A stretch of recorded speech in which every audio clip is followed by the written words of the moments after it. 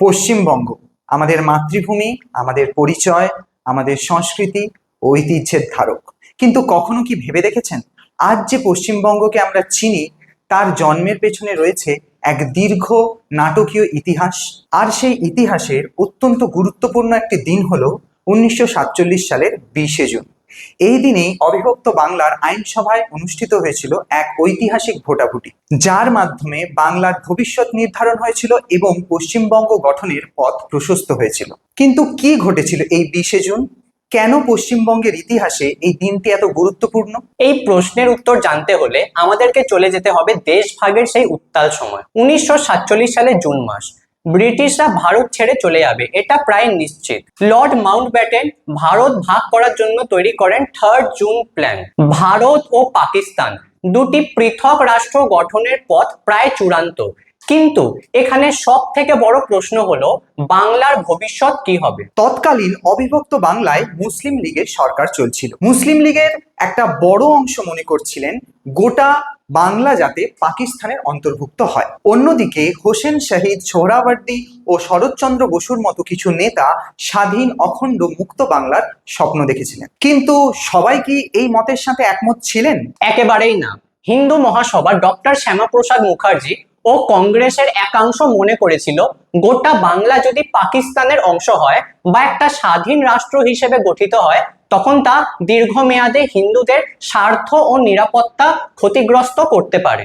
1946 সালে দাঙ্গা, সাম্প্রদায়িক উত্তেজনা এবং মুসলিম সংখ্যাগরিষ্ঠ বাংলার ভবিষ্যতের উদ্বেগ থেকেই এই বাংলা ভাগের দাবি আরো জোরালো হয়ে ওঠে। ফলে প্রশ্ন ওঠে, গোটা ভারতবর্ষের মতো বাংলাকেও কি ধর্মীয় সংখ্যাগরিষ্ঠতার ভিত্তিতে ভাগ করা হবে, নাকি এটা সম্পূর্ণই পাকিস্তানে চলে যাবে? কিন্তু এই জটিল সমস্যার সমাধান কিভাবে করা হলো? সেই উত্তর খুঁজতেই 1947 সালের 20শে জুন ডাকা হয় বেঙ্গল লেজিসলেটিভ অ্যাসেম্বলি, এক বিশেষ ঐতিহাসিক সভা।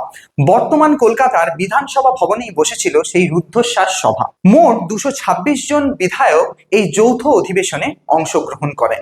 সেখানে প্রশ্ন তোলা হয়, বাংলা কি অখণ্ড থাকবে, নাকি ভারত বা পাকিস্তানের কোনো একটিতে যোগ দেবে? ভোটাভুটিতে 126 বনাম 90 ভোটে সিদ্ধান্ত হয় বাংলা অখণ্ড থাকবে এবং পাকিস্তানের গণপরিষদে যোগ দেবে। তাহলে সেখানেই কি বাংলার ভবিষ্যৎ নির্ধারিত হয়ে গিয়েছিল? না, বিষয়টি এতটা সহজ ছিল না। লর্ড মাউন্টব্যাটেনের পরিকল্পনায় একটি বিশেষ দিক ছিল। যৌথ অধিবেশনে যে সিদ্ধান্তই গ্রহণ করা হোক না কেন, কিন্তু সেখানে বলা ছিল পশ্চিম বাংলা এবং পূর্ব বাংলার বিধায়করা সম্পূর্ণ আলাদা কক্ষে বসে স্বাধীনভাবে অধিবেশন করে নিজেদের এবং নিজের অঞ্চলের ভাগ্য তারা নির্ধারণ করতে পারে।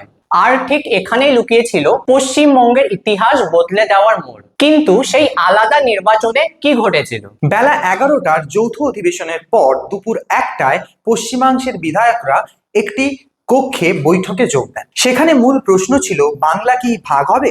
যদি ভাগ হয় তাহলে পশ্চিমাংশ ভারতের অন্তর্ভুক্ত হবে কিনা। শুরু হলো ভোটাভুটি, আর এই ভোটের ফলাফলের উপর নির্ভর করেছিল কোটি কোটি মানুষের ভবিষ্যৎ। অবশেষে এলো ফলাফল। 58 বনাম 21 ভোটে প্রস্তাব গৃহীত হলো।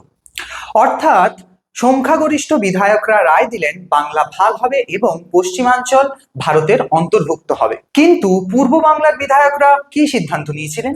পূর্ব বাংলার বিধায়করা একটা সম্পূর্ণ আলাদা বৈঠক করেন।